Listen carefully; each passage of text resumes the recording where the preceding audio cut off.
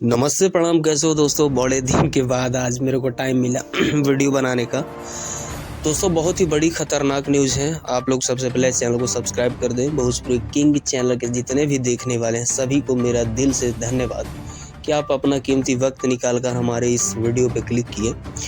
तो उस वीडियो में बता दूं दोस्तों, कोई खास बात है हमारे खेसारी भैया यानी आप सबके ग्लोबल स्टार, ट्रेंडिंग स्टार जो भी बोलते हैं, 25 तारीख को खेसारी भैया का एक बहुत बड़ा शो होने वाला है, कंचन उत्सव, जिसमें खेसारी लाल यादव और भोजपुरी इंडस्ट्री के ही एक बहुत ही खूबसूरत एक्ट्रेस आ रही हैं। तो ये शो बहुत ही देर तक चलता है, हफ्ते 2 हफ्ते ऐसे लगते हैं और हर साल होता है। पिछले साल भी हुआ था। खेसारी भैया को इस बार इनवाइट किया गया है।